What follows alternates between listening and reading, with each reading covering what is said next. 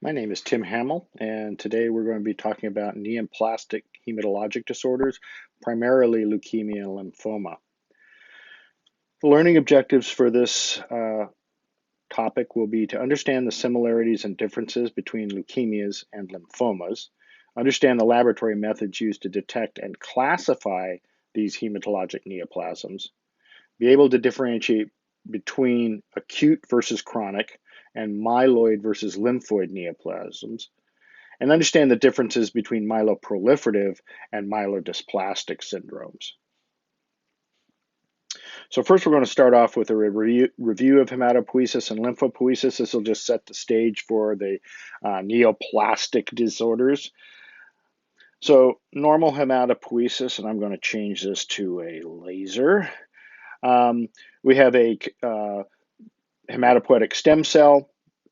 Stem cells will then create committed, myeloid stem cells and lymphoid stem cells. The myeloid stem cell will be responsible for then creating the erythroid cell line, which produces red blood cells for the peripheral blood. It also is responsible for the megakaryocytic cell line, so it creates platelets, and for the granulocytic cell line, which will give us eosinophils, basophils, and neutrophils, the three types of granulocytes in the peripheral blood. The lymphoid stem cell then gives rise to lymphoblasts, and these cells will hone to different areas of the body to undergo their final maturation, where they will become B lymphocytes, T lymphocytes, and natural killer cells. So in terms of the peripheral blood, the white blood cells that we see are the granulocytes, and the three types of lymphocytes plus monocytes, which are not shown on this diagram. Okay, in terms of granulocytic maturation, I want to review this real quickly because the morphology of these cells is part of the key to understanding myeloid leukemias.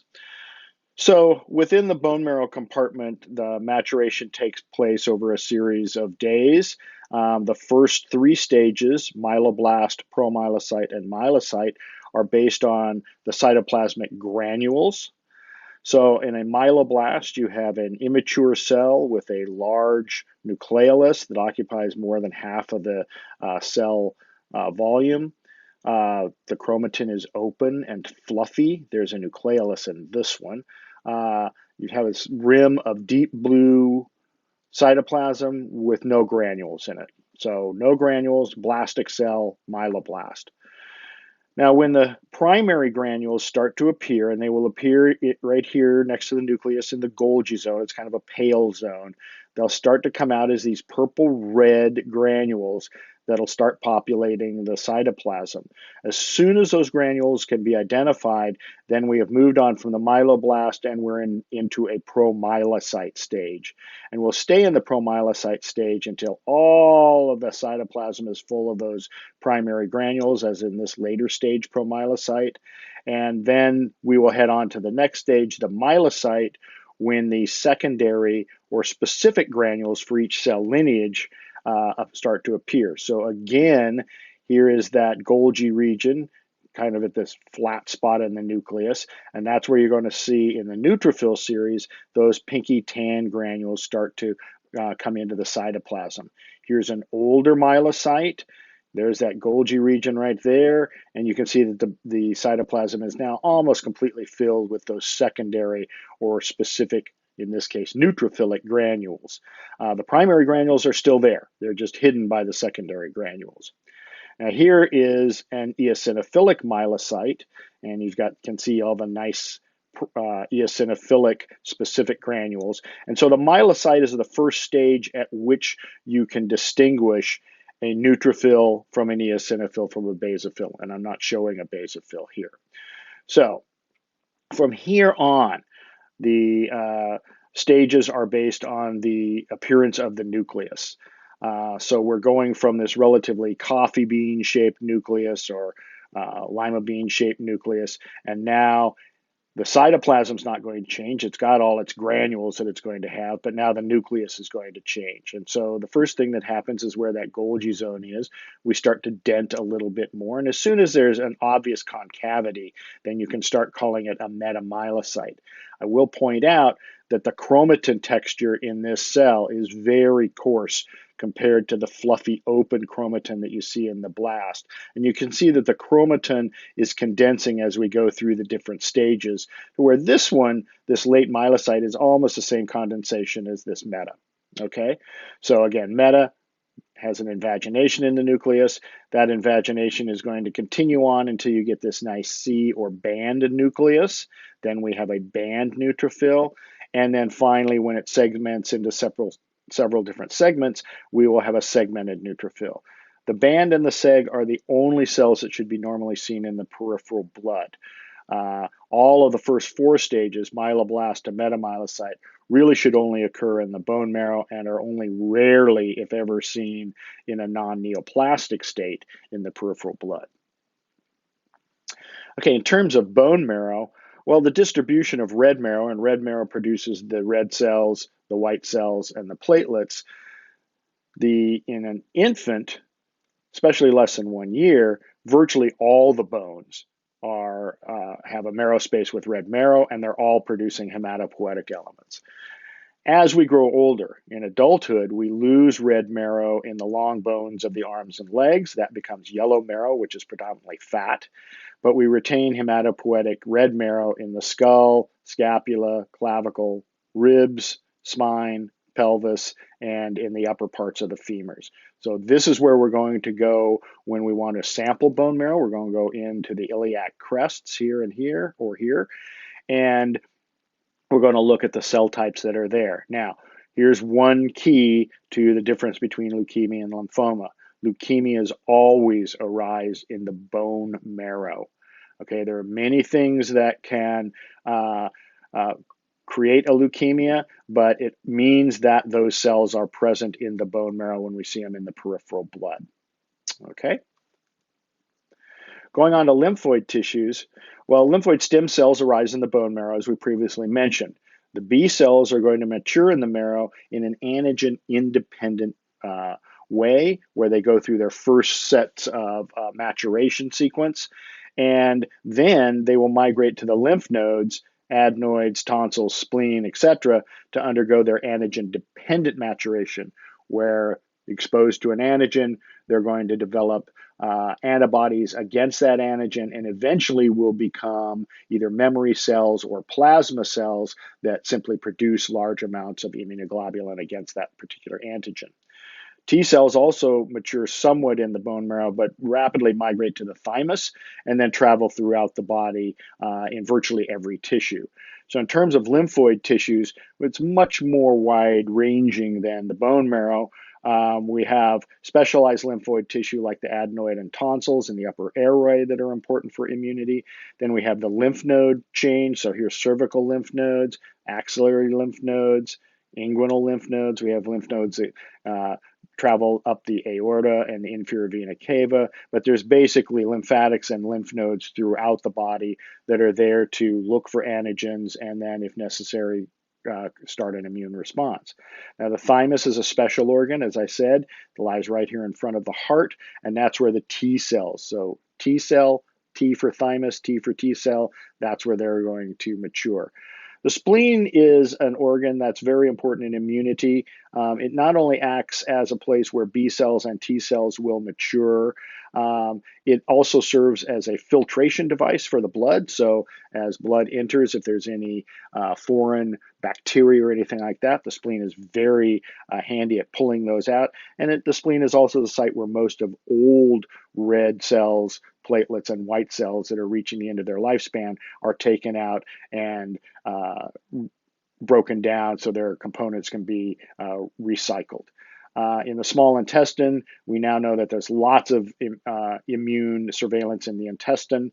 So we have Peyer's patches, and then in the appendix and colon, we have similar lymphoid tissue. So lymphoid tissue is rather ubiquitous throughout the body. Okay, this is what I'm calling the factory analogy, and we'll use this analogy several times in this lecture, so I want to explain it.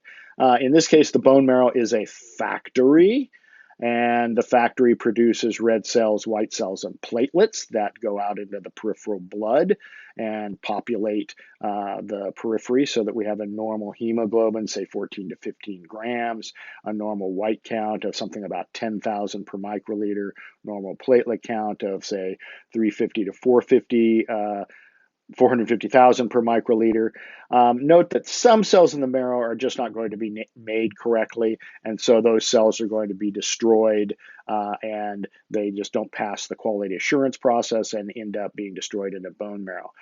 Then the spleen is going, as I said, is going to take out the older cells out of the blood and remove those. So in the normal homeostasis, the amount of cells that the bone marrow is making and the amount that are leaving the body through senescence are balanced. And so we maintain our normal levels of red cells, white cells, and platelets. Okay, let's talk about leukemia and lymphoma and how they are the same and how they're different. They're both disorders that can involve both the myeloid or lymphoid cell lines. In leukemia, in terms of clinical features, patients suffer from features of cytopenias. So they have anemia, so they're tired. They have thrombocytopenia, so they bleed. And they have increased or prolonged infections because they're either neutropenic and or lymphopenic. Lymphoma, on the other hand, much more indolent, not really jump out at you symptoms in a lot of cases. Patients may have lymphadenopathy in one or more areas. They may develop splenomegaly. They may have a thymic mass, but most of those are going to have to be identified either on some kind of radiologic exam or physical exam. In terms of symptoms, that patients complain of fevers, malaise, night sweats, fairly common, and weight loss. And so this will go on for some period of time until a physician or somebody evaluates the patient and identifies that they might have a lymphoma. Where do these disorders begin? Well, as I said, leukemia means if it's in the blood, it's in the bone marrow. Now, leukemias may form tissue masses. They can go out and infiltrate other tissues and cause problems, but the bone marrow is the primary site. Whereas in lymphoma, it's the primary or secondary lymphoid tissues that produce the lymphoma. And so lymph nodes, spleen, thymus, those are areas where we're worried about lymphomas. Lymphomas may, over time, involve the bone marrow, and they may have a leukemic phase. We'll talk a little bit more about this, where you can actually see the lymphoma cells in the peripheral blood, but that is fairly uncommon. Whereas leukemia, virtually universally present in the blood, and that's how it's first identified on like a CBC. Someone will notice that the white count is way too high, and then we look at them on a slide and say, wow, those are not normal peripheral blood cells, and we need to do something to evaluate the patient. Okay, so how do we evaluate bone marrow and lymph nodes? For bone marrow, we perform aspirations and biopsies, two separate procedures. Typically, as I said, we're going to do it from the posterior iliac crest. We have the patient lie down, we anesthetize the skin down to the periosteum, and then we're going to push a biopsy needle, which is a hollow needle, with a trocar in it. A trocar is a rod that occludes the needle, and we're going to push that into the bone. And then we're going to attach a syringe to it, and we're going to make an aspiration where we literally pull back on the syringe, get some suction, and suck some of that bone marrow out. That is going to be then entirely intact cells, and so we're going to look at that as in type of cytology prep. So we make aspirate smears. We'll take anything we don't use for smears and we'll make a clot section. I'll show you what those look like. And then after that's all done, we remove the syringe, we redirect the biopsy needle to a new area, and without the trocar in place, ratchet down into the marrow and pull out a core of tissue into that biopsy needle. That we can then pull out and use to make touch preparations, which are a cytologic prep, but primarily we're going to use those to make tissue sections where we embed it, fix it, decalcify it, and section it, and look at those under the microscope. So here's what they look like. Here's a bone marrow aspirate smear. This is some bone marrow spicule material that has been placed on the slide and then smashed and smeared. You want to be very light touch. You don't want to destroy the cells. You just want to smear them out. This is all blood, but this is where we're going to look out for the bone marrow cells, and this is what they would look like on a right Giemsa stain. And we can see we have these nice maturing erythroid precursors with their round nuclei. We have maturing myeloid precursors scattered throughout here. We have a megakaryocyte here, and this is what you'd expect to find in a relatively normal marrow. Now here, as I said, what's left of the aspirate that we don't make smears of, we'll go ahead and clot that in formalin, then put it through paraffin embedding, and we can cut sections. Again, we're seeing a cut section through these cells, not the entire cell like we're seeing here on this cytologic preparation. But it does give you some sense of cellularity, comparing the cellular portions to the fat, but it can also be a little bit problematic in terms of measuring that. We usually use the biopsy for cellularity. This is what a biopsy looks like. This is nice, about 2, maybe a little bit over 2 centimeter biopsy, maybe 1 to 3 millimeters in diameter. And we have fixed that, decalcified it, put it in paraffin, and now we section through it, and this is what we get. This is a hematoxylin and eosin stain, and we can see the red marrow, all the cellular marrow, fat, and these big pink bony trabeculae, which are the normal trabeculae of the bone marrow. So the biopsy is really the only thing that gives us the histology, the actual how the spicules are arranged in terms of the bony spicules, the cellular elements, and the fat. And this is where we'll do cellularity assessments. So this is probably about 50% cellularity, comparing the cellular areas to fat. We don't include the bony trabeculae in that cellularity estimation, but you'll hear of people, say with leukemia, talking about 100% cellular marrow. That means all of this has been pushed out by, say, a leukemic clone, and it's just a packed mass of cells within that biopsy. Okay, so how do we examine lymph nodes? You can do cytologic assessment with fine needles, which is a small needle on a syringe. You put it into an enlarged lymph node, move it around while keeping suction on, and it'll cut out and suck out some cells, and we can then smear those to do a cytologic assessment of the cells. While this gives us an idea of maybe if it's on a monotonous population of cells that it may be neoplastic, it really doesn't provide any information regarding the lymph node architecture, which we'll talk about in a little bit. And it's important to know what the lymph node architecture is when you're examining lymph nodes. So in anything that looks suspicious from fine needle, we're going to go to an excisional biopsy where we actually excise the lymph node. You can use it before you fix it to make touch preps on slides, but most of it is going to be fixed, embedded in paraffin, and then sectioned for histologic sections. So here is a normal lymph node section. So the regions we can look at are the subcapsular sinus that goes right around here.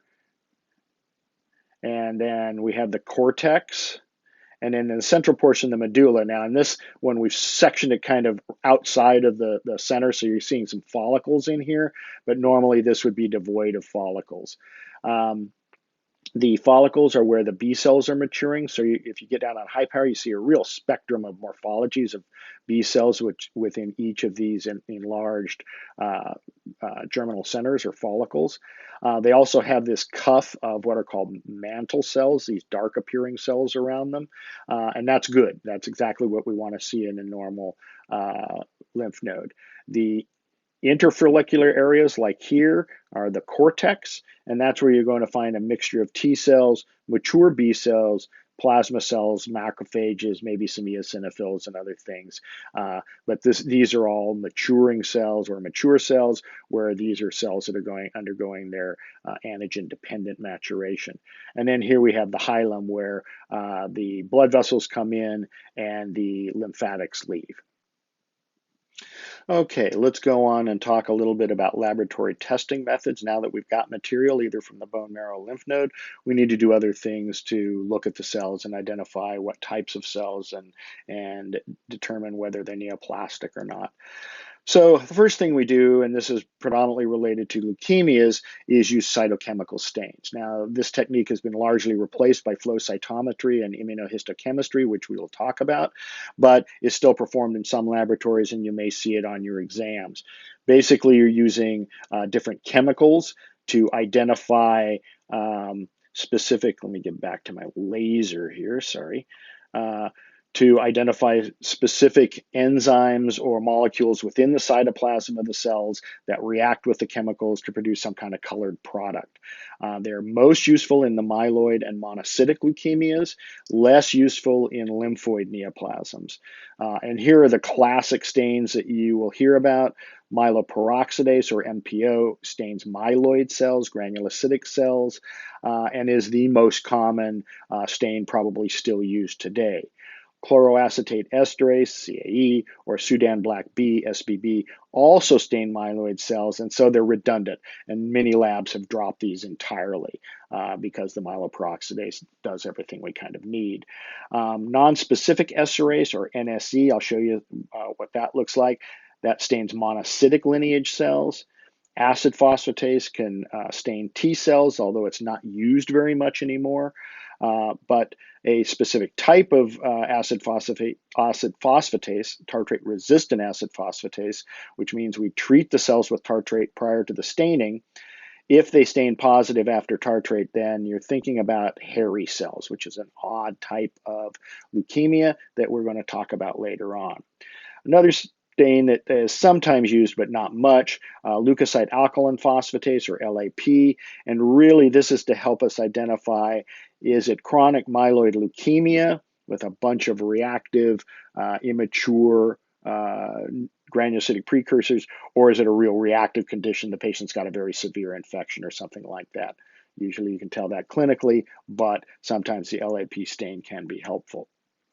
Here's examples. Here's a myeloperoxidase, this nice blue-black granulation within the granulocytic precursors. So this would be a myeloid leukemia in this case. Here's a Sudan black B and a chloroacetate esterase, essentially showing you the same thing, just different colors of stain. The non-specific esterase, as I said, stains monocytes. So here we have monocyte precursors, and though this, if it was leukemia, which it is, would be a monocytic type of leukemia. Here's a T-cell leukemia staining with acid phosphatase. You get this blocky, kind of coarse, reddish purple stain, but again, not used very often. We use flow cytometry.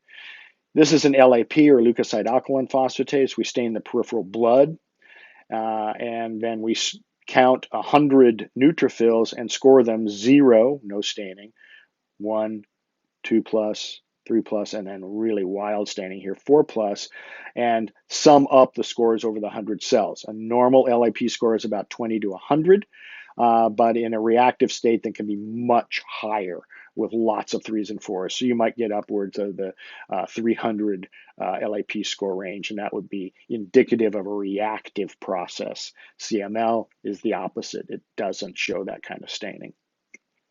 Okay.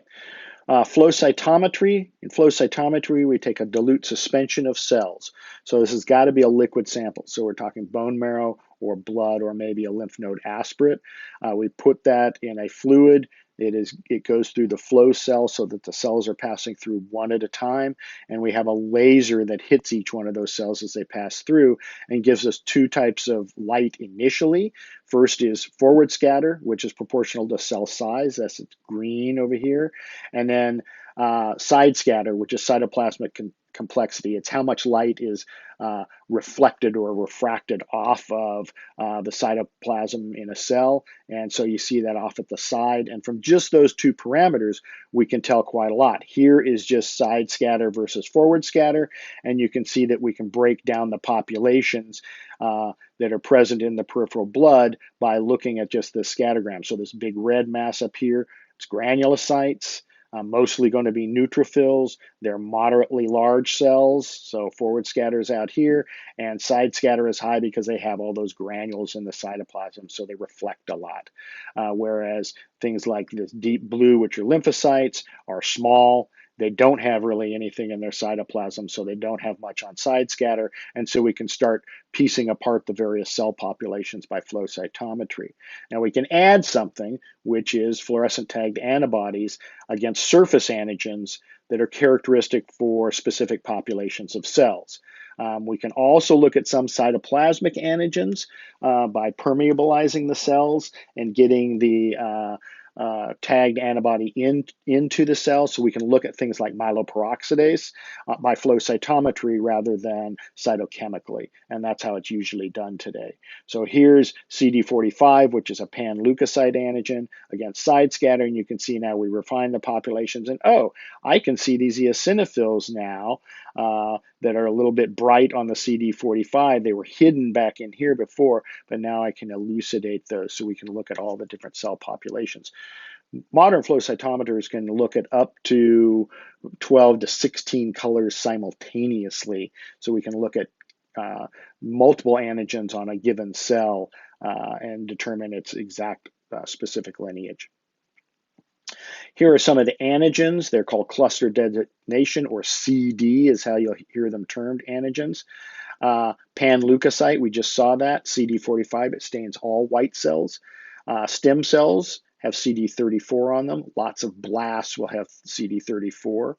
Myeloid cells, depending on their maturation, will have one or more of these, with 13, 15, and 33 being the most common. Monocytes have CD14 and others. Pan T cell markers are CD2, CD3 in early cells, CD5, CD7 in later cells. If the cell has CD4 on it, it's a helper cell. And if the cell has CD8 on it, it's a suppressor or a cytotoxic T cell. B cells are characterized by CD19 or 20. They can show other ones, but typically CD19 or 20. And natural killer cells show CD16 and 56 on their surface. Okay, well, if we don't have a liquid sample, let's say we've only got a biopsy, then we can't do flow cytometry, but we can do immunohistochemistry, which is an adjunct or a different methodology to look at cell antigens. So it's performed on tissue sections. They're typically called brown stains, and we'll show you why.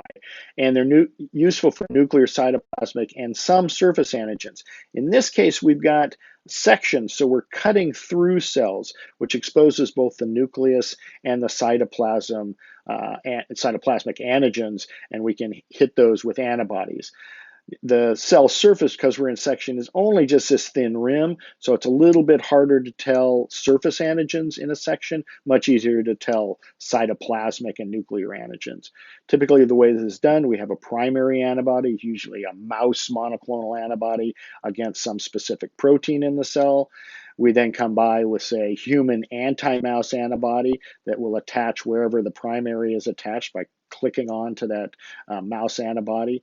That typically this secondary antibody will have a peroxidase or alkaline phosphatase enzyme tagged on it, so that when you put a substrate on, we get a colored product that precipitates wherever those immunoglobulins were, and we can identify if the cell has a particular antigen on it or not. So here's some immunohistochemistry examples. This is a normal lymph node. We have cortex, medulla, and you can see that we've got all this brown staining around the edge, and it appears to be in those rounded follicles. So this is CD20, and CD20 stains B cells, and so all those nice follicles are filled with B cells, and that's what we're seeing.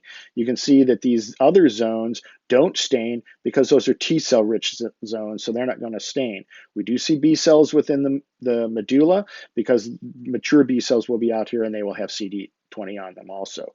Conversely, here's the same lymph node stained with CD3, which is a pan T cell marker. And what we're seeing here is that those germinal centers and follicles are negative staining, but the areas right below them are rich with T cells. And so we're seeing all this CD3 positive T cells in here.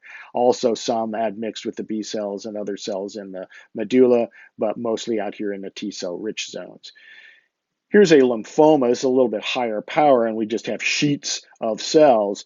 But if we stain it with CD20, now we're seeing that the vast majority of those cells stain with CD20. And so we can say, oh, okay, this lymphoma is of B cell origin because it has that marker on it. Okay, cytogenetics and molecular genetic analysis of leukemia is probably farther along than, and lymphoma, it's probably farther along than in any other types of tumors. Cytogenetics is where we do cell cultures. We can do this from bone marrow aspirate, from peripheral blood, from buccal swabs. We culture the cells and then freeze them in metaphase with colchicine. We can then take those metaphase spreads, stain those with different stains, typically use Giemsa stain to produce G banding, and then you get something that looks like this, where you have all the chromosomes, and you can see this very specific band pattern on each one. And then we line up the chromosomes and identify, are there any structural abnormalities to those chromosomes? So are there loss of chromosomes, so a monosomy? Are there gains of chromosomes, trisomy or more?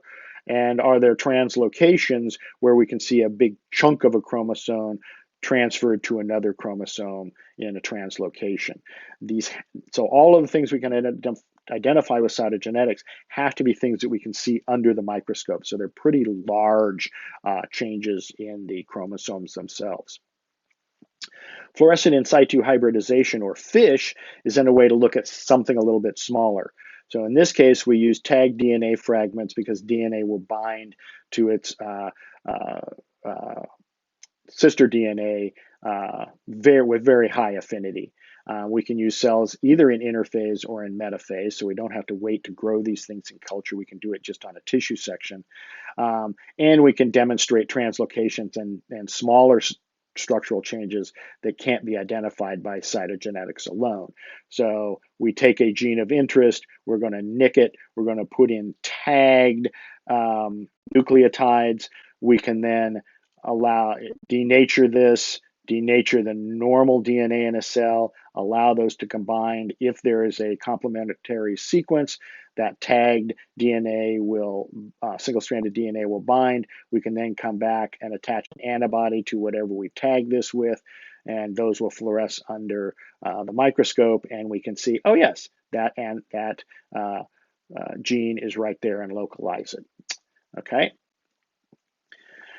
Further on down in size, in terms of mutations, we can look at DNA analysis itself. And there's several different ways to do that. So we can do ploidy analysis, where we're really just looking at gain or loss of material, whether the cell is diploid, hypodiploid, or hyperdiploid. So it's got the normal amount, less amount, or more amount of DNA than it should have. And a lot of these are determined by flow cytometry. We can put ethidium bromide into the solution that goes into the cells, attaches to DNA, and then fluoresces. So we can just identify how much DNA is in the cell relative to the amount of fluorescent it produces. We can also look at clonality to see, well, is this population of cells a mixture of different lineages, or is it a clone and all the cells have exactly the same DNA or near to it? So basically, we will use restriction enzymes that will cut at specific places in the DNA. And if there's a mutation, we might lose one of those cleavage sites. So then when we break all this up, digest it, and put it out on electrophoretic gel, we can see here's a normal band pattern and here's the mutated DNA, and you can see that, oh, well, I've lost a band here. Oh, I've gained a band here. So it's just simply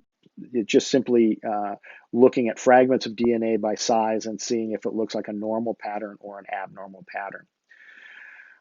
Comparative genomic hybridization, excuse me, somewhat like FISH, except now we're taking a reference DNA tagged with some fluorescent marker, the patient DNA tagged with a different fluorescent marker.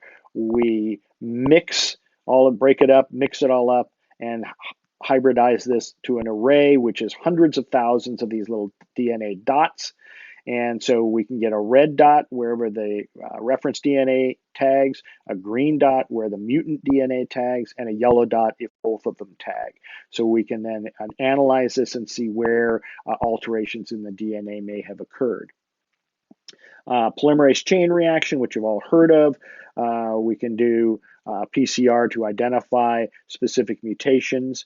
We can do quantitative PCR or real-time PCR to look at how much of the material is present in a given cell, how much of the mutated DNA. We can also do RT-PCR, where we take RNA and convert it back to DNA with reverse transcriptase, and then measure that so we can identify how much RNA or DNA was mutated in that cell. And then lastly, we have DNA sequencing. You can do either whole exome, which is much more common, or whole genome, and look for mutations in the germline that weren't identified by any of these other techniques. Okay, well, that's a lot to digest. So before we start into the disorders themselves, I'd like to go ahead and at least talk about the different disorders we're going to talk about. So if we look at hematologic disorders, lymphoma and leukemia. Under lymphoma, we're going to talk about Hodgkin's disease and diffuse B-cell lymphoma, two classic types of lymphoma. Under the leukemias, we're going to talk about chronic leukemias, chronic lymphocytic, hairy cell, and something called mycosis fungoides Sézary syndrome.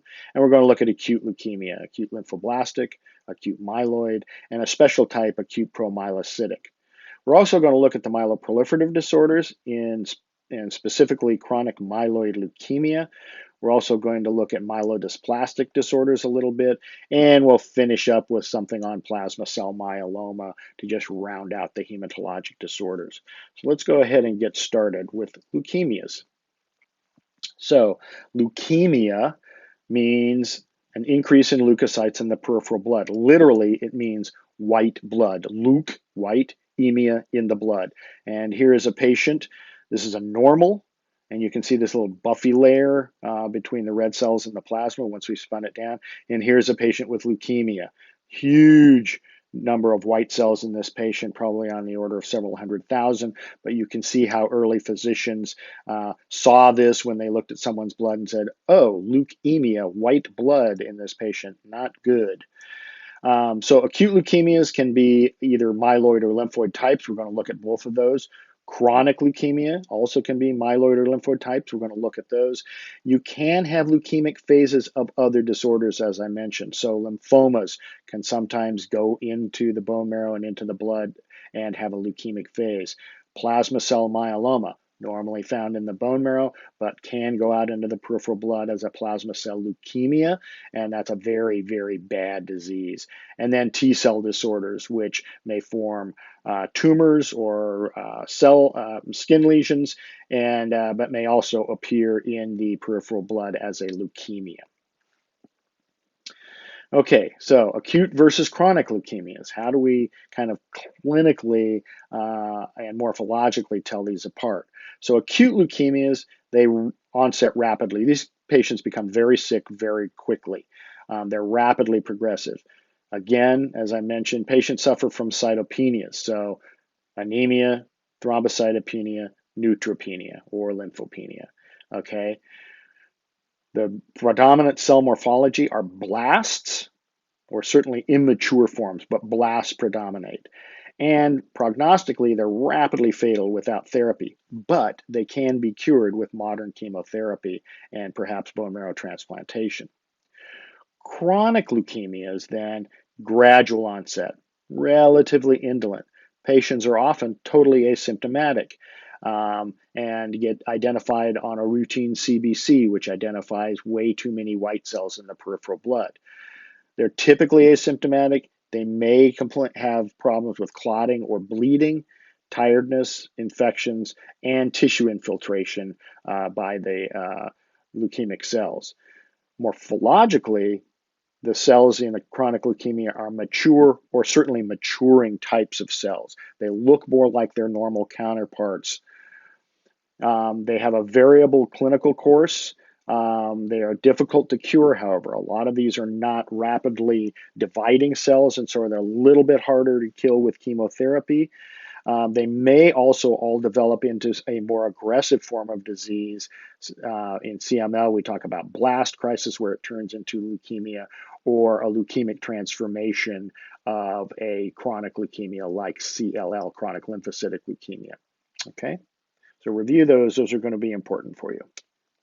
Okay, let's review just morphologically mature cells versus blasts. How do we tell them apart? Here are mature cells. Here's a mature neutrophil, a polymorphonuclear neutrophil, a segmented neutrophil, and here's a nice small lymphocyte. Small rim of cytoplasm, small, dense, round nucleus about the size of a red cell. And look at how the chromatin is clumpy and coarse and textured in these cells, very dense and dark. Why? Because the DNA is not being used in these cells. They've already done what they need to do, so the DNA is not active. So they tend to have a lowish nuclear to cytoplasmic ratio, like in this cell, although this is fairly high. They tend to have mature cytoplasm, so nice normal granulation. Mature cytoplasm in a lymphocyte doesn't show very much. They have coarse and clumped chromatin. That's one of the key features. And they lack nucleoli. Okay, we go over here and look at blasts. Here's a myeloblast. You've seen that one before. And here's a lymphoblast. And at some level, you can't tell these two apart without some special studies. They tend to all have a high nuclear to cytoplasmic ratio with a nucleus that takes up most of the cell. They have very immature cytoplasm, so really no granulation in this myeloblast, and I don't see anything in this lymphoblast. They have loose and fluffy chromatin, so very loose compared to this dark, clumpy chromatin, and they may have nucleoli. Here's one in this cell, and here's another one in this cell. So fluffy chromatin, nucleolus, primitive-looking cell, blast. Now, normal-looking cytoplasm, dense chromatin, that's going to be a more mature cell. So keep those images in your mind as we go through these things. Okay, so let's go to the acute leukemias. So in acute leukemia, using our factory analogy, the bone marrow factory has decided all it's going to produce is white cells, and it's going to produce those in exclusion to everything else. We still have a few cells that are going to just end up being destroyed in the bone marrow, but most of these white cells, and I've got this arrow as white, are going to go into the peripheral blood, and so we see a markedly increased white count. At the same time, it's not producing as many red cells or platelets, and so even though we have platelets and red cells being removed as they get old, they aren't being replaced, and so you tend to get anemia and thrombocytopenia as well as a leukocytosis in an acute leukemia. That's a good feature to look at. If you see someone with a very high white count and the platelet count is very high, you're probably not dealing with an acute leukemia. Maybe dealing with something that is still bad, but it's probably not an acute leukemia. Okay, here's acute lymphoblastic leukemia or acute lymphocytic leukemia. Those terms are somewhat used interchangeably. ALL is here how you may hear it. Defined as being greater than 20% high NC ratio blasts. 20% is the key here. And that's true of all leukemias. You must have at least 20% blasts either in the periphery or in the bone marrow to be called a leukemia. We'll talk about an exception to that, but greater than 20% is that key figure number you want to key in on. They tend to have pale blue agranular cytoplasm, certainly do. I don't see any granules in any of these cells. They will be negative cytochemically, so they're myeloperoxidase, nonspecific esterase, and CAE negative. Don't see anything in those. They will be B cell lineage in about 75 to 80% of the cases. And so they'll have CD19 and or 20 on them. And commonly will have CD10. This is called CALA, the common ALL antigen, CALLA, or CD10. So CD10 and CD19 on a leukemia, you're dealing with a acute B lymphoblastic leukemia. In terms of how many cases do we have, let me get back here to my laser pointer. About 1 to 5 cases per 100,000, with most of them in patients less than 6 years old. Symptoms, again, due to cytopenias, as we've mentioned. They may also have bone pain because of the wildly expanded marrow. The bone tends to get tender. They may also show adenopathy or splenomegaly if these cells infiltrate into the lymph nodes. They are associated with pre-existing conditions such as Down syndrome and some other genetic disorders. Of note, the Philadelphia chromosome and the BCR-ABL translocation, which we're going to talk about with CML, may be seen in these cases. So 10 to 20% might have a Philadelphia chromosome, and that's an important prognostic factor. So we always look for that in these cases. To contrast that, here's an acute myeloid leukemia. Again, greater than 20%, high NC ratio blast with variable cytoplasmic granulation. These are pretty granulated. These look like neutrophil cytoplasm, but the nuclei are very immature with this fluffy open chromatin and multiple nucleoli. Okay, here's another one, fluffy open chromatin, big nucleolus in them. They may or may not contain hour rods. Hour rods are these linear needle-like projections, like this one here, that are formed from primary granules. If you see those in a cell, just on the peripheral smear, you're pretty clear you're dealing with a myeloid leukemia. These do not appear in lymphoid leukemias. So if you see granulation like this, or you see hour rods, oh, I'm probably dealing with a myeloid leukemia. But we're still going to do some other things to make sure that that is the case. These cells will be myeloperoxidase, CAE positive, and in this case, NSE negative, because we don't have a monocytic character to these cells. They may also be positive for other myeloid antigens, 13, 15, and CD33. About a quarter of the patients that get myeloid leukemia are less than 20 years old. The majority are over the age of 60. And again, symptoms are due to classic cytopenias because these leukemic cells have pushed out the normal marrow elements. And so you get anemia, thrombocytopenia, and infections because these cells are also not functional. They're not going to fight infections for you.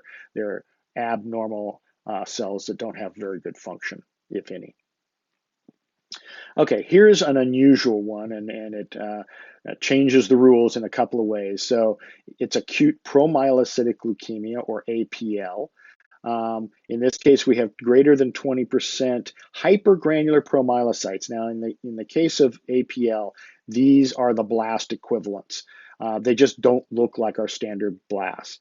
They are wildly myeloperoxidase positive because these cells are chock full of primary granules, and they usually have abundant numbers of hour rods. So if you look at these cells, here's one with really small, skinny, lots of little small, skinny hour rods scattered in here. Here's one with a big one and some larger ones. And then here's one with these big chunky ones. And these are the same thing. These are, you can call them phi bodies, but if you call them hour rods, you're fine. They're the same thing. They're abnormal collection of primary granules. This can occur at any age, but more common in middle-aged adults. Symptoms, again, due to cytopenias, but they also can have disseminated intravascular coagulation, or DIC, because the granules in these things, as these cells die and extrude their granules into the peripheral blood, they're very thrombogenic and they trip off the coagulation cascade, and so DIC is very common. Typically, these cells have a characteristic translocation between chromosome 15 and 17, which puts the promyelocytic leukemia gene next to the retinoic acid receptor alpha gene and gives you this PML-RARA fusion gene, which is the driving force behind making this type of leukemia. It responds well to all trans-retinoic acid because we have the retinoic acid receptor involved. You give these patients all trans-retinoic acid, and surprisingly, almost overnight, these cells will go ahead and mature into much more normal appearing granulocytes, and the patients can respond very well, very quickly. Without that therapy, these patients can die in days. So the ATRA therapy has really changed the prognosis in APL. Okay, so let's move on to the chronic leukemias. In terms of the chronic leukemias, as I said, these are more indolent. They aren't as rapidly progressive or deadly as the acute leukemias, but they definitely can kill you. They are clonal disorders with increased numbers of circulating mature or maturing leukocytes. Clinically less aggressive, but difficult to cure. And may progress, as I said, to more acute disease. So here is a classic picture of a patient with chronic myeloid leukemia. You see we have neutrophils, we have some myelocytes, maybe a metamyelocyte or two. We've got some immature forms, including this nice big blast over here, classic CML. This, on the other hand, is chronic lymphocytic leukemia, characterized by large numbers of small, mature appearing lymphocytes. There's just too many of them, but they're otherwise normal in appearance. So chronic lymphocytic leukemia, it is the most common adult leukemia, about 5 cases per 100,000 population. You have to have greater than 5,000 small, mature appearing lymphocytes per microliter. Typically, it's going to be much higher than that, so that's not a hard bar to reach. Typically, they're going to be clonal B cells that express CD20, CD23, and aberrantly express a T cell antigen CD5, but it's almost pathognomonic for chronic lymphocytic leukemia to have this CD5 in addition to B cell markers. There is a T cell type of CLL that exists, but it's pretty uncommon. Vast majority are B cells. The same cells in this disorder can be seen as a lymphoma called small lymphocytic lymphoma in the lymph nodes. They're the exact same cell. They have the exact same morphology. They have the exact same mutations. They have the exact same surface markers. So in a patient who comes in who has this picture in the peripheral blood and has swollen lymph nodes, we're not really sure where it started. It could have started in the bone marrow and been a primary leukemia that then went into the lymph nodes and secondarily involved the lymph nodes, or it could have been a small lymphocytic lymphoma starting in the lymph node that then over time went to the bone marrow and became leukemic. So you'll see a lot of patients have the diagnosis of CLL slash SLL because at some point we don't know which is which. They're the same cells, and it's just whether or not they have lymphoma symptoms, leukemia symptoms, or both. The problem with these cells is not that they're proliferating very rapidly. They proliferate relatively slowly, but the cells have lost the ability to undergo programmed cell death or apoptosis, and so they just accumulate over time. They're like zombie cells. They won't go away. So it makes it very difficult to treat this with chemotherapy because they aren't dividing, and most of our chemotherapy is based on killing dividing cells. But things like anti-CD20 has proved very useful. So it's an antibody directed at CD20, which is a B cell antigen. Most are B cells. And so it will attack those cells and have them removed out in the spleen and other reticuloendothelial system tissues. Can transform into a high-grade leukemia lymphoma. It's called Richter's transformation. You're not going to need to know that, but just understand that this can go along for years, punking along as a normal old CLL, and then suddenly the patient develops night sweats and big-time weight loss and giant lymph nodes and a much more aggressive-looking picture of a lymphoma or leukemia. Sorry about that popping up. Okay, so in chronic lymphocytic leukemia, if we go back to our bone marrow, it's only producing lymphocytes. So we got lots of lymphocytes coming out here. We've got still some cells that are just going to be trashed in the bone marrow. But what happens is we don't have many of those lymphocytes going off and dying. They're going to hang around for a long period of time. So over years, months to years, these patients will eventually develop anemia as their bone marrow gets replaced with the cells, a very high white count, and a low platelet count as, again, the megakaryocytes are pushed aside by the leukemia within the bone marrow. Okay, switch gears a little bit. Hairy cell leukemia, different kind of leukemia. It is another B cell leukemia. It's a chronic leukemia, very uncommon, less than half a case per 100,000. Typically occurs in older aged males. Patients present with pancytopenia, which means they're anemic, thrombocytopenic, and neutropenic. They tend to have splenomegaly big time. They get huge spleens, fatigue, weakness. The cells have this characteristic fuzzy appearance where you can look on the outside of the cytoplasm and it's all frayed and frazzled. Looks like they almost need a haircut. If you stain these with acid phosphatase after tartrate treatment, They retain the acid phosphatase activity. This is a trap stain showing that reddish acid phosphatase activity in the cell. So we know that it's probably a hairy cell that we're dealing with. They are positive for B cell markers, CD20, 22, and others. Typically, they have this specific BRAF V600E mutation. It's a point mutation in the gene that leads to hairy cell leukemia. Okay, mycosis fungoides and Sézary syndrome, another chronic leukemia. This is of mature T helper cells, however. So mycosis fungoides is a cutaneous lymphoma, and it usually presents as these plaques and patches and sometimes tumors. And these are all tissue that has been irritated because you've got T lymphocytes infiltrating into that tissue. So this is a cutaneous lymphoma. It's not in the lymph nodes, but T cells like the skin, and so if they're going to form a lymphoma, that's one place they can do it. Sézary syndrome is then the same cells that have gone into the bone marrow, into the spleen, and into the peripheral blood.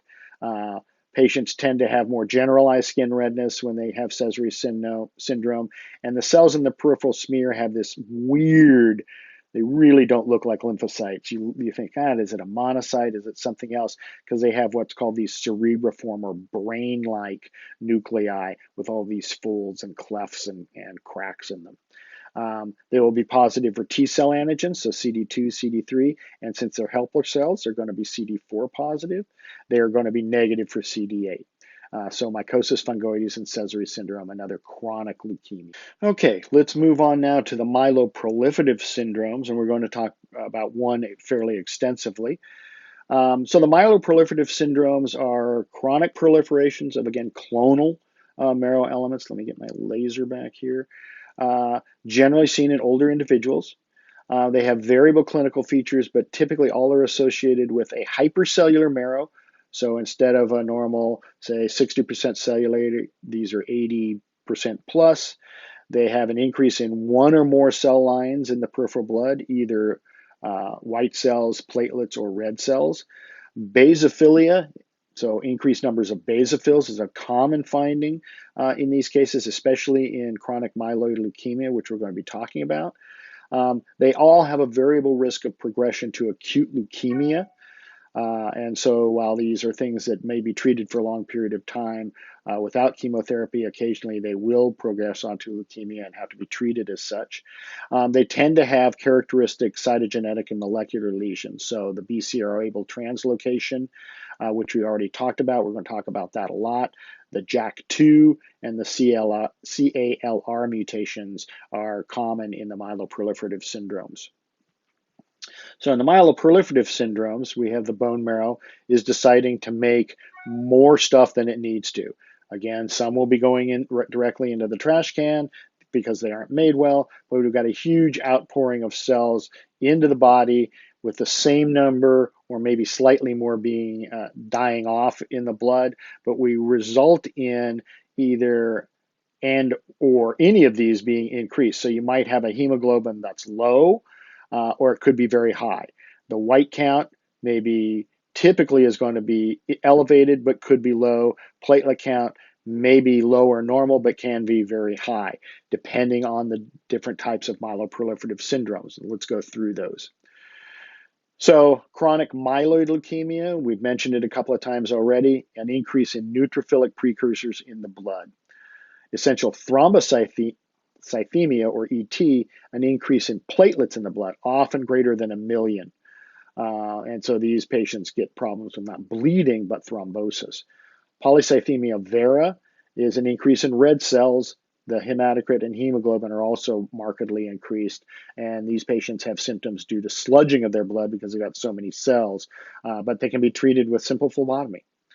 Chronic eosinophilic leukemia, which is an increase in eosinophils in the blood, and then an oddball primary myelofibrosis, where the fibroblasts, which are a marrow cell, we haven't talked about them previously, but the fibroblasts proliferate and replace the marrow with fibrous tissue, and so you end up with peripheral blood cytopenias, and typically bone marrow going heading out and moving into other organs and taking up shop and doing extramedullary hematopoiesis, so bone marrow outside of the normal bone marrow space. All right, well, let's talk about chronic myeloid leukemia as kind of the poster child for myeloproliferative disorders. It's a clonal disorder with marked leukocytosis, median about 80,000 white cells per microliter.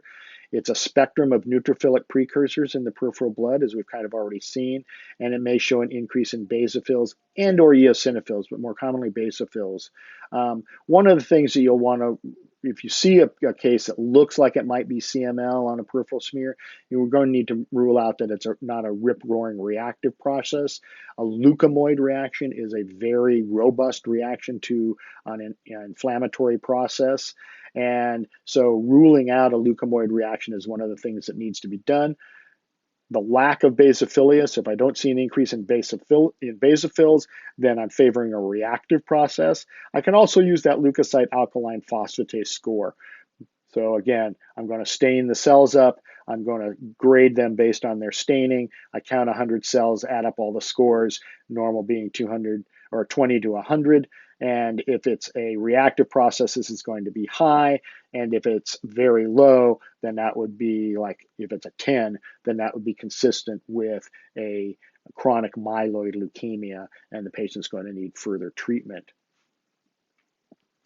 Okay, so here's chronic myeloid leukemia like the other myeloproliferatives. In this case, however, it's all white cells coming out. Few going to the trash can, normal amount of red cells and platelets being going through the spleen and being destroyed. So you end up, because it's only white cells coming out, with a high white count, a low hemoglobin, and a typically low platelet count, although in some phases the platelet count may actually be high in these cases also. So here's what it looks like in the peripheral blood. So here's a patient. Here's a nice basophil. So you'd see maybe one of those for every high power field. That's nice basophilia. And you can see we've at least got some, at least probably, if it's not a myelocyte, a metamyelocyte. Here's probably a myelocyte down here. And this one, we have quite a few more. Here's a promyelocyte. Here's probably a blast. We have myelocytes. We have the entire spectrum. Here's one with a blast in it with a rather odd-shaped nucleus. And here's a slightly smaller blastic cell that has some granulation in it. So probably a miscategorized myelocyte in this case. Okay, CML, 95% of patients with CML have a characteristic translocation when you look at cytogenetics. And it's called the Philadelphia chromosome, abbreviated PH. If, however, you look on a molecular basis, 100% of them have the BCR-ABL fusion gene. In fact, you have to have this abnormality to call it chronic myeloid leukemia. If you don't have it, you're not talking about CML as it's currently defined. The BCR-ABL fusion gene encodes for a tyrosine kinase, and that's responsible for the development of CML. So what we have is the normal ABL location, the ABL gene on chromosome 9 on the long arm, and the BCR breakpoint cluster region on the long arm of chromosome 22, and we get a translocation so that this breaks off, we transfer that to 22, which this is a nothing, but we add in the bit of chromosome 22 along with a bit of chromosome 9 along with chromosome 22, and here is our Philadelphia chromosome with the BCR-ABL gene in it. Here it is what it looks like in fish. As I said, we could tag for both of these genes, and so we have green, I believe in this case was the BCR, and here in red is the ABL, and yet we have one here where those are right smack dab together, so we're seeing this right here with both of those color markers together. CML, very bad disease. Prior to the development of tyrosine kinase inhibitor therapy, TKIs, Gleevec was the first and really changed the prognosis of this disorder. You can get mutations in the BCR-ABL fusion gene and that can lead to Gleevec resistance. So we monitor patients on Gleevec for more mutations to see if they need to change their therapy. Prior to TKI therapy, CML was characterized by 3 clinical phases. These may be something you'll see on an exam. There's chronic phase. Patient has the BCR-ABL gene. They have an immature leukocytosis, but less than 5% blast, and they have somewhat variable symptoms. In accelerated phase, the white count may increase, the blast count increases, you may see more basophilia, you may see additional DNA mutations, the symptoms worsen, their spleens get big, and you may develop resistance to TKI, tyrosine kinase inhibitors. And then blast crisis, which we try and keep patients out of, is where suddenly, okay, now I've hit that magic greater than 20% blast, so it's essentially a leukemia. It has the same symptoms as acute leukemia. 70 to 80%, as you would think, go from a chronic myeloid leukemia to an acute myeloid leukemia.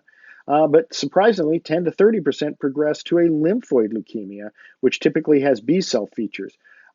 It's just one of those things. Not clear how they change their spots in this way, but eventually we will understand the molecular mechanisms that cause this to happen. Okay, now moving along, we will go to the myelodysplastic syndromes. So myelodysplastic syndromes are typically seen in older individuals. They're, again, clonal stem cell disorders, and they're characterized, however, by deranged maturation in either the erythroid, myeloid, and or megakaryocytic lineages.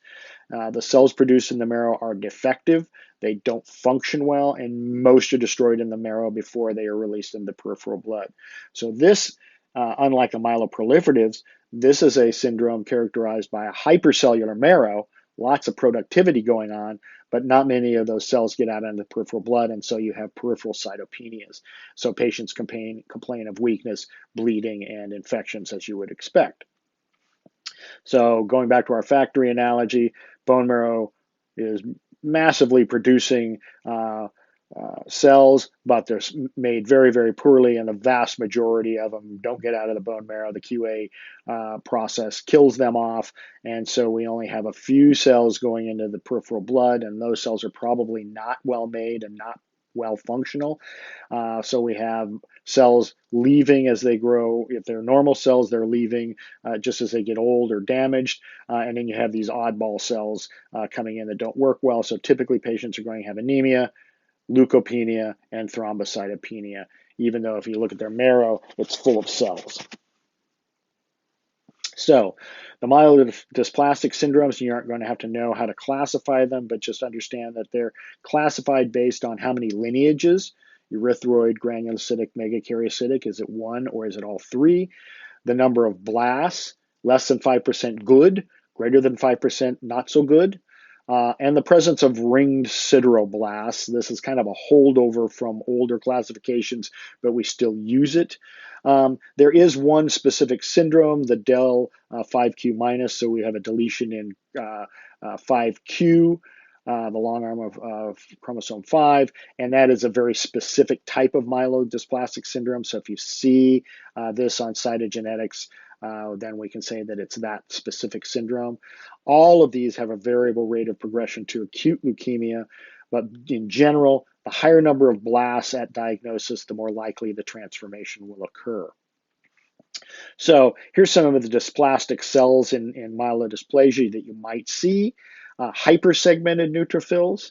So while you can see these in B12 and folate deficiency or in chemotherapy, hypersegmented PMNs can definitely be seen in myelodysplasia. Conversely, hyposegmented, these pseudo-Pelger-Hewitt cells with these, bilobed, kind of the old style sit on your nose kind of glasses, like your nose would be right there, and the 2 little glasses on either sides. Those are pseudo-Pelger-Hewitt cells and can be seen in myelodysplasia. Hypogranular neutrophils, so here's a cell that's got a mature nucleus, but it doesn't have any granules in it. It just hasn't been made well, and those granulars are deficient. Here's a red cell in the peripheral blood that's nucleated, and it's got this weird popcorn nucleus instead of a round, nice black ball nucleus. It's got this weird, lumpy, bumpy nucleus. Here's a large hypogranular platelet. So it's, maybe half or 2/3 the size of a red cell, but it's lacking its normal granules. And then these are ring sideroblasts, and this is an iron stain. And you can see that around the nucleus are all these blue dots because they're iron-containing mitochondria that are ringing the nuclei in these cases. And that was a specific finding early on in myelodysplasia, so we still retain it as far as classifying these disorders. Okay, let's go on to lymphomas and plasma cell neoplasms. We'll be finishing this up. So first off, we're going to start off with Hodgkin's disease. And Hodgkin's disease is an unusual type of lymphoma. It's a clonal expansion of these large multinucleated Reed-Sternberg cells. It's this cell right here, and we'll talk a little bit more about that. They may come from germinal center B cells. We're not sure. The Reed-Sternberg cells are fairly rare. They are not the majority population. They are positive for CD15 and CD30. And here you see this, I believe, is a CD15 stain. And you can see these Reed-Sternberg cells in the background. But the majority of the cells are not staining. In fact, the majority of these cells are not neoplastic. Okay, most of the lymph node, and here's a lymph node that's been effaced by Hodgkin's disease, just a sea of cells. We really don't see any follicles. We don't see any interfollicular areas. We don't see any of the normal structures. It's just a sea of cells.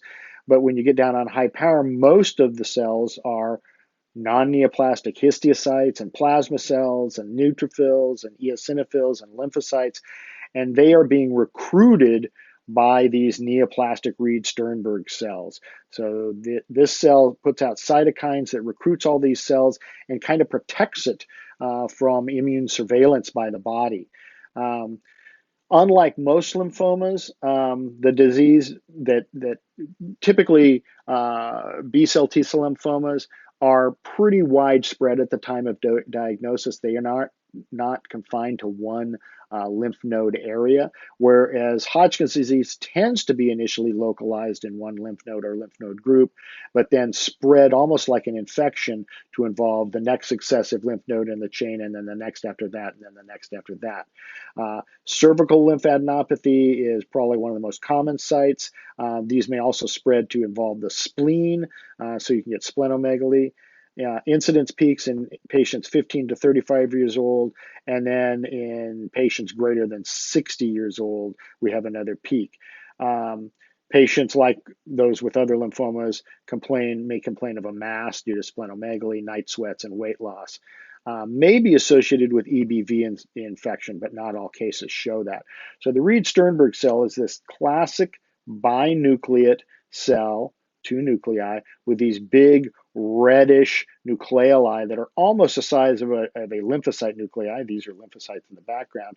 And so you see one of these, man, and if it's in the right population of mixed histiocytes and lymphocytes and eosinophils and neutrophils, then you're probably talking about a Hodgkin's disease.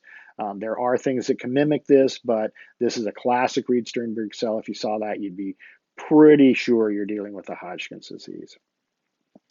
Conversely, we have what are called the non-Hodgkin's lymphoma, or NHLs. And we'll talk about a couple of those. This is a follicular lymphoma. It's a clonal expansion of B cells in the lymph node. So they're going to be CD20 and 22 positive, maybe CD19 positive. The normal lymph node is replaced by nodules of neoplastic cells. Each one of these is a clone that has produced this population of cells in this kind of nodular fashion. They're reminiscent of follicles within a normal lymph node, and so it was called follicular lymphoma. One thing you can tell about this, if the lymphoma is growing in this pattern, it's virtually always going to be a B cell lymphoma. T cells just don't do this. They don't form nodules normally, and they're not going to form this in the neoplastic state. Patients are typically, and here if you look at one of these follicles, you can see that it's not, instead of the normal spectrum of cells, I haven't shown you that before, but normally you'd see a real wild mix of small and large and medium cells. It's all kind of one kind of cell in here. It also lacks that nice mantle zone, and most diseases don't have a mantle zone around them like I showed you in the normal lymph node. So patients may be asymptomatic with this, but they typically have widespread disease when they're diagnosed. You may have both peripheral and central adenopathy. They may have splenomegaly.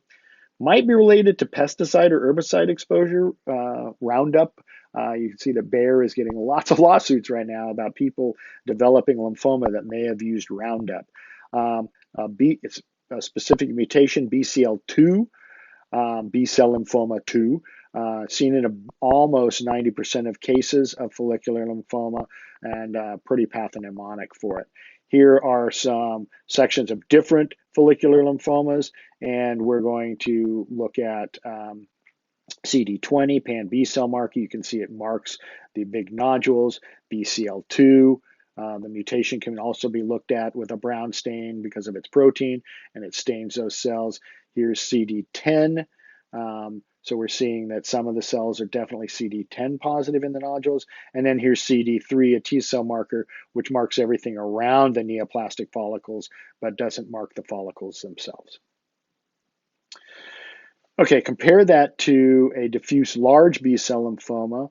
So this is a lymph node that's been replaced. Kind of looks like the Hodgkin's disease. The lymph node architecture is gone. In fact, this has gone right through the capsule and is out here in the fat.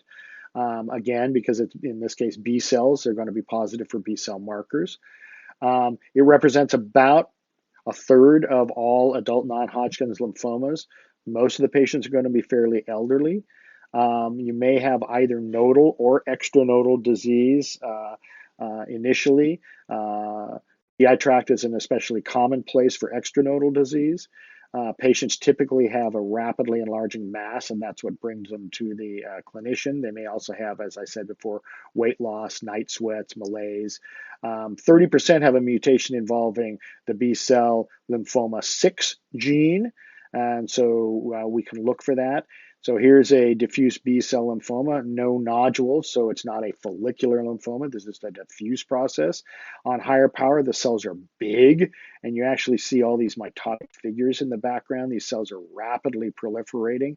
A lot of the cells have fairly prominent nucleoli, but not anywhere close to the size that you see in those Reed-Sternberg cells, and these cells are significantly larger than normal lymphocytes. This is CD20, CD19 stain, and we're showing that these cells are indeed have CD20 and CD19 antigen on their surface, and so it is a B-cell lymphoma diffuse type. Okay, plasma cell myeloma. This is a clonal expansion of plasma cells in the bone marrow. So normally you have some plasma cells in the marrow. They like to hang out there. They also hang out in lymph nodes, spleen. You will rarely see these cells in myeloma going out into the peripheral blood, even though they are in the bone marrow. But that means there's lots and lots and lots of them. And so patients can develop a plasma cell leukemia. It's a very bad prognostic sign. Typically, they're isolated to the bone marrow. These are going to be associated typically with an M protein or a monoclonal immunoglobulin.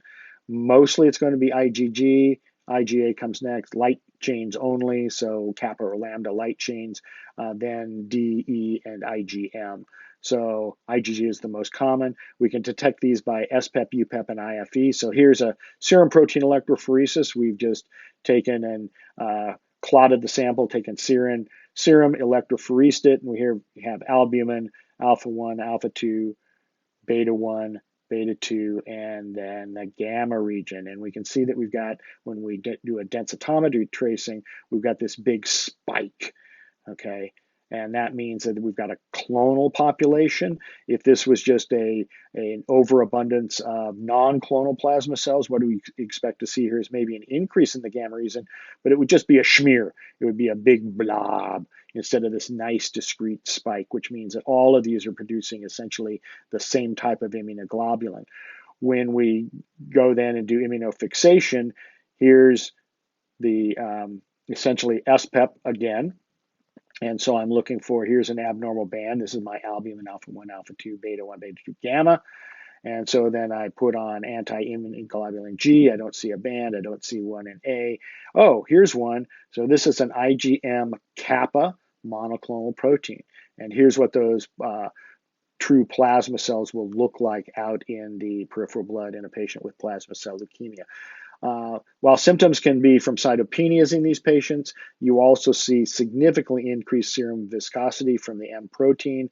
And so these patients may have problems with strokes, Raynaud's phenomenon, some other thing due to just the heightened viscosity of their blood because of all this protein that's hanging around.